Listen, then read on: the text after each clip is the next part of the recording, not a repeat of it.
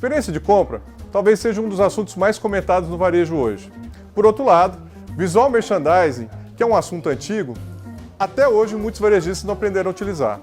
Agora, como que eu faço para usar o visual merchandising e aperfeiçoar a experiência de compra e vender mais? É sobre isso que nós vamos falar hoje no PDV, Por Dentro do Varejo.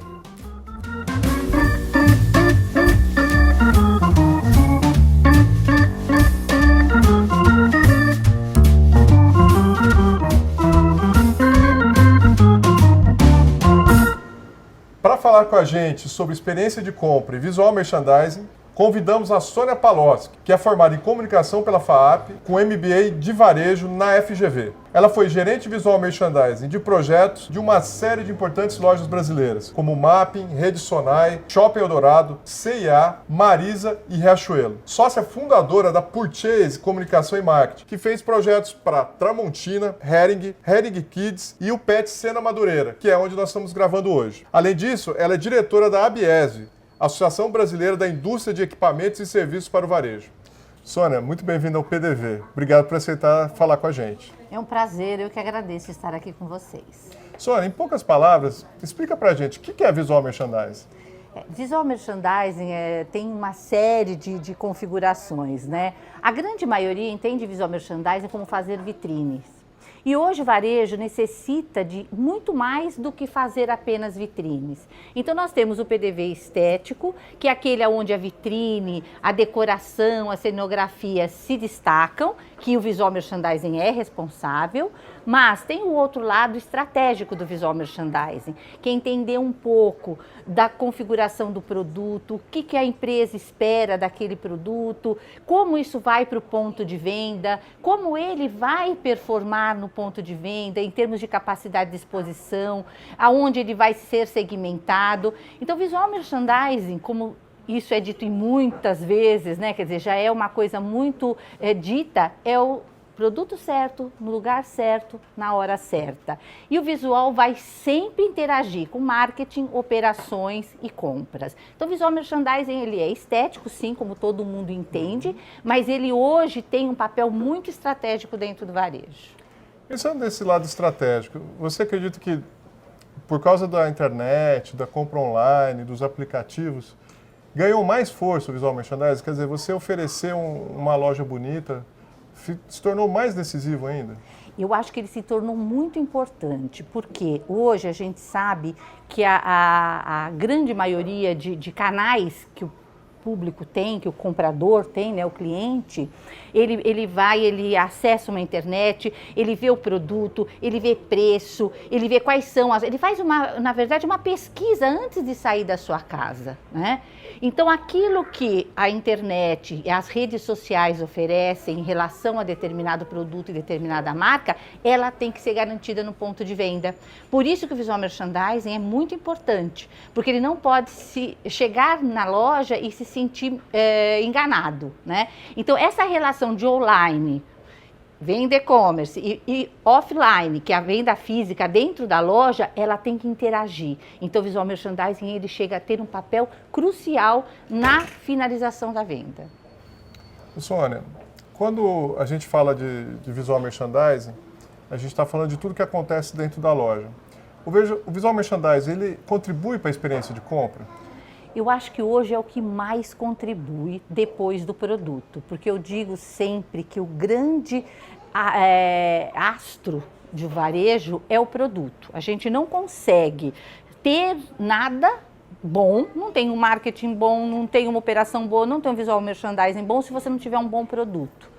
Além do produto, eu acho que o visual merchandising é quem realmente faz a diferença na experiência, né? É um bom layout, é você levar o cliente de forma com que ele encontre o seu produto com facilidade, aonde ele tenha realmente um encontro com o produto de forma agradável, então um trabalho de cor adequado, um trabalho de iluminação adequado, uma chegada no produto, mais a chegada no caixa na hora que ele vai realizar a finalização da sua compra.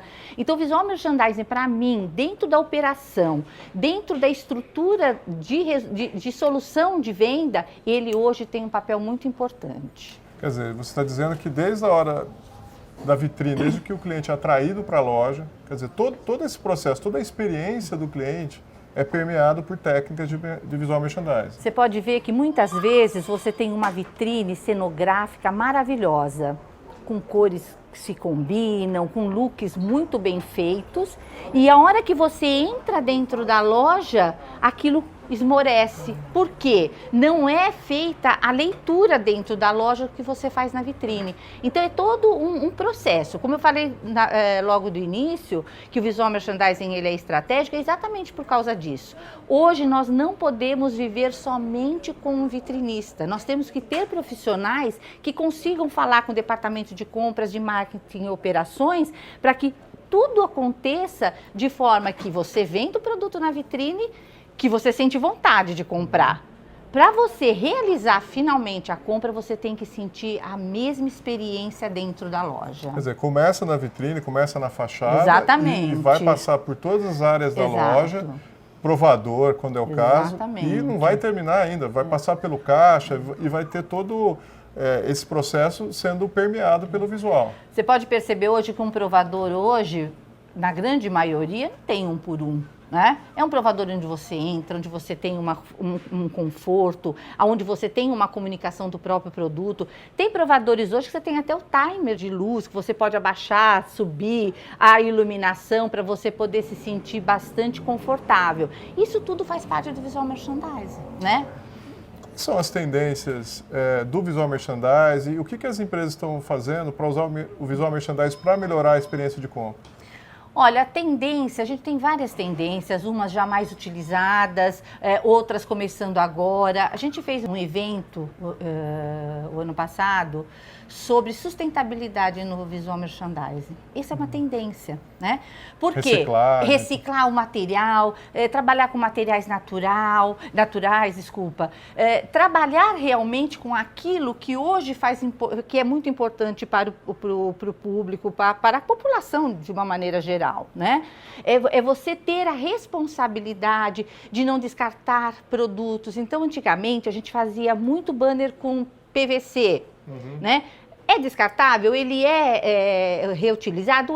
Mas é mais difícil. Quando você utiliza materiais em tecido, quando você utiliza materiais em papelão, você consegue reciclar mais rápido. E isso você percebe, então, como uma tendência, o cliente perceber essa preocupação da loja com o impacto? Eu acho que isso é muito mais uma responsabilidade do varejista em ter esse tipo de preocupação e lá na frente o cliente final vai perceber. Se você me disser assim, Sônia, mas ele percebe hoje, eu acho que ele percebe muito pouco. Mas é uma responsabilidade que o varejista tem em fazer com que isso aconteça. Né? É uma responsabilidade de quem está ali atuando, em estar trabalhando com tudo isso, em fazer um trabalho mais sustentável. Né?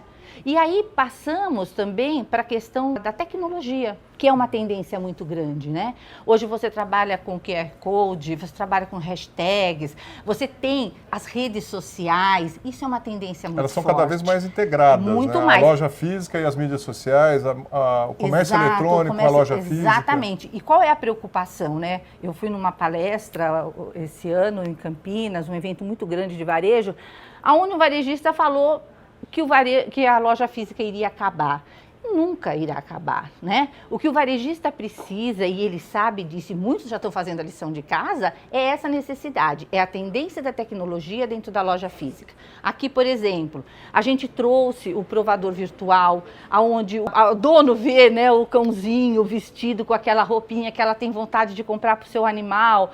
Esse é o tipo de interação que faz parte do dia a dia hoje. Não tem como a gente não ter mais a tecnologia voltada para o nosso negócio. E esse exemplo é muito bom porque não é uma tecnologia pela tecnologia, não, né? É a tecnologia a serviço das vendas. Das vendas, que aliás eu acho que no caso de visual merchandising, eu sempre coloco o visual merchandising como uma ferramenta de vendas. E essas tendências, elas não deixam de ser uma ferramenta de vendas, né? Seria muito simplista a gente dizer aqui que é ser bonito. Não, não é ser bonito, é ser comercial. Hoje, todo mundo, tanto o técnico quanto quem contrata o visual merchandising para fazer um trabalho, ele tem que entender que tem que ser um trabalho comercial. E essas tendências trazem isso. Né? Na questão do storytelling, que é uma coisa que já vem uns 3 anos para cá, aonde o varejista passou a comunicar-se com Legal, o cliente. Sônia, explica pra gente o que é o storytelling, que a gente ouve tanto e a gente sabe que muitas lojas já estão utilizando, mas o que é, como que a gente pode usar isso na loja? O storytelling ele tem várias fases, né? Ele tem assim, contar o que é determinada marca, quem é você, como que você atua, você dizer isso, porque muitas vezes o cliente está cansado de comprar na sua loja e ele não tem ideia de quem você é. Ele não tem ideia do que você apresenta para aquele cliente final. Então, o storytelling serve para isso. Ele vai te contar a história dele. Você passa a ter uma ligação muito mais íntima com aquela loja, com aquele varejo, né? Você cria aquele vínculo emocional. Aquele vínculo emocional. Esse storytelling ele pode ser através de um tablet, ele pode ser através de um cartaz, ele pode ser através de uma campanha, até do QR Code, que você vai poder colocar em determinados pontos que o cliente vai lá e faz a leitura, né? Então, tem uma série de formas do storytelling chegar até você. Além da história da marca, você tem promoções, você tem tem que contar alguma coisa sobre determinado produto, para que ele serve, qual a utilização dele. O storytelling ele é fundamental para isso. Quando a gente fez o projeto de Pets, do Pets, que era Pet Center Marginal, e a gente transformou-se em Pets, uma das coisas que a gente mais evoluiu foi no storytelling. Aonde você chega e você sabe exatamente cada ração, para que ela serve, que tipo de animal tem que utilizar, qual a eficiência dela. Quer dizer, você insere o cliente, no caso o cachorrinho, né, o cão, dentro de uma história, dentro de um contexto, dentro de um ambiente, exatamente, dentro de uma época. Exato. Quer dizer, todo um tema que vai ajudar a vender.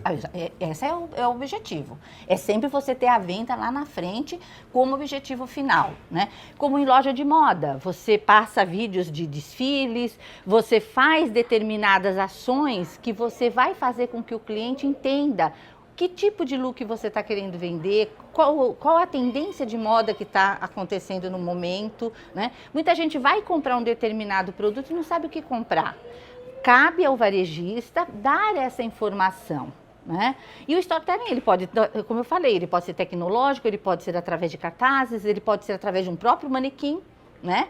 Uma boa vestimenta, um bom look, com algumas informações, se transforma no storytelling. Então, o storytelling é uma tremenda uma ferramenta de criar experiência. Exatamente. Né? Fazendo a analogia, quer dizer, quando você é engajado numa loja, é mesmo que você se engajar num livro ou num filme que você está assistindo, numa série. Exatamente. Né? Você nem percebe, mas você tem criado um vínculo emocional com aqueles personagens, com aquele local. Né? E eu acho que esse vínculo emocional ele é muito importante, porque você passa a confiar, né? E é por isso que o varejista tem que ter muito cuidado. A partir do momento que ele tem esse histórico, que ele faz com que as pessoas confiem nele, é uma lição de casa diária. Não pode perder nunca o fio da meada. Ele tem que estar ali todo dia fazendo com que aquilo que ele coloca seja verdadeiro, né? Que o cliente tire alguma coisa daquilo para ele. Sônia, muitos dos empresários que nos assistem são pequenos. É possível fazer um bom visual merchandising com um pouco investimento? Olha, eu tive uma experiência recentemente de uma rede de varejos do interior de São Paulo, que ele falou para mim, eu preciso organizar minhas lojas, mas eu não tenho R$1 para gastar. Eu tenho realmente que fazer com que a minha loja tenha um pouco mais de dinâmica, mas eu não tenho verba nesse ano. A única verba que eu vou ter vai ser para pagar o trabalho que você realizar, mas eu não posso trabalhar, eu não posso ter uma verba, eu não tenho uma verba para comprar equipamentos, renovar, fazer obra civil. Exatamente. Nós fizemos 5 lojas, tem 46 lojas, fizemos 5 lojas, uma das quais ficava em Sorocaba e estava praticamente no penúltimo lugar das vendas. O que a gente fez? Nós reorganizamos as áreas, né? Feminino, masculino, infantil.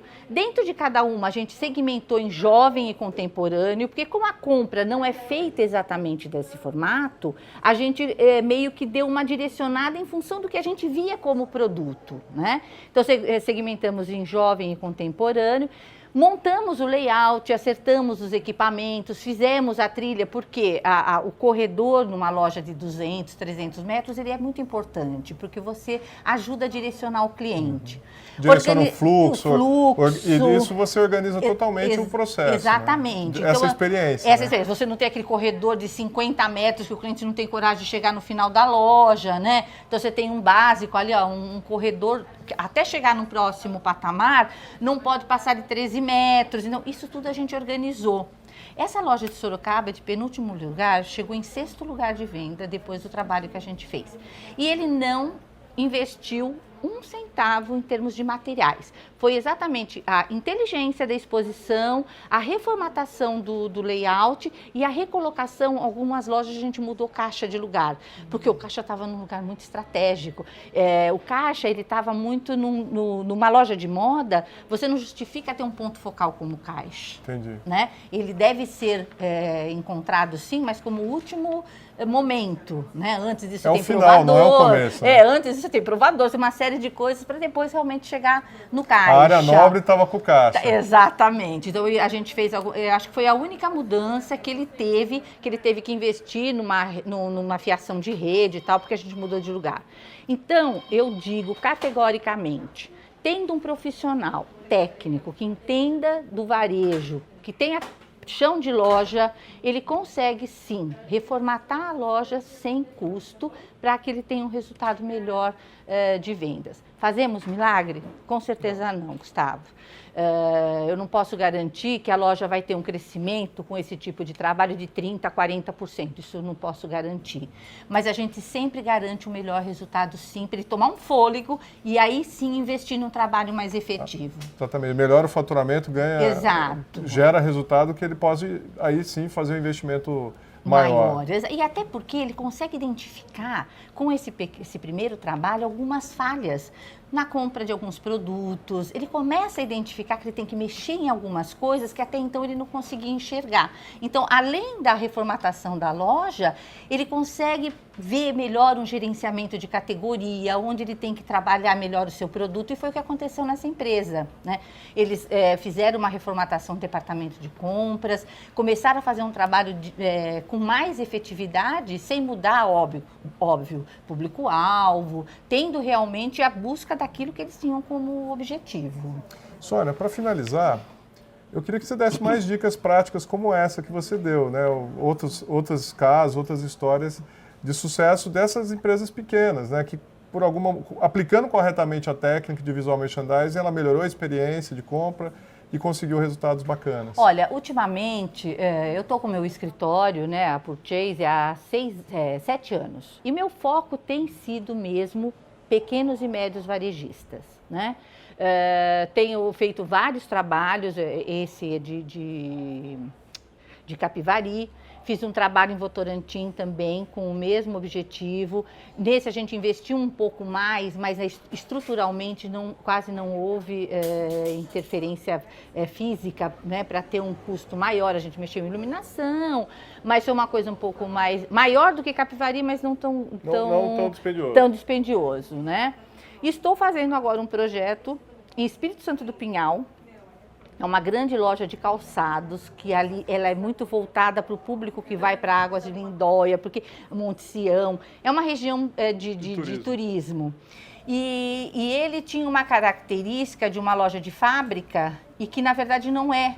Então as pessoas ficavam muito decepcionadas quando chegava lá e via que lá tinha todo tipo de produto e que eles estavam indo lá buscar um produto de ticket médio baixo e na verdade não era, né? Nós temos muita coisa no Brasil em termos de materiais, em termos de acabamento, em termos de iluminação, que para mim é um dos pontos mais importantes dentro de um projeto, né? Tem que ser uma iluminação ativa, que ela tenha realmente condição de buscar o produto e não o produto ficar sem iluminação, né? E nós temos no Brasil muita coisa boa. O que se precisa é conhecer esses materiais para você poder indicar num projeto, né? Então, muitas vezes você faz um projeto milionário quando você tinha condições de fazer um projeto muito mais favorável para o cliente. A gente, quando presta um serviço, a gente tem que buscar não só a beleza, né? A gente tem que entender o que aquele cliente tem, como ele tem, o que ele quer buscar, e a gente tem que ser o agente de dar a solução, né? Obter o máximo de resultado com o orçamento Que ele tem e de forma bacana, porque eu falo que visual merchandising não é só beleza, mas é também. Eu não posso fazer um projeto que não atenda a expectativa do cliente também no estético, né? Eu tenho que ter o estratégico, eu tenho que saber de números, mas eu também tenho que ter o estético, senão a gente não consegue. Eu sempre digo, é uma coisa que eu falo em todos os lugares, em palestras e tudo mais, que hoje o varejista tem que entender que existe uma dupla de criação para o varejo, que é o arquiteto e o VM, o visual merchandiser. Só o arquiteto, ele não vai conseguir trazer esse lado comercial e vice-versa. Então, eu acho que isso é muito importante quando se vai fazer uma contratação de um escritório. É entender que o arquiteto tem o seu lado positivo e a sua necessidade, e o visual merchandiser também. Os dois juntos vão fazer um trabalho maravilhoso. Sônia, obrigado por participar do PDV.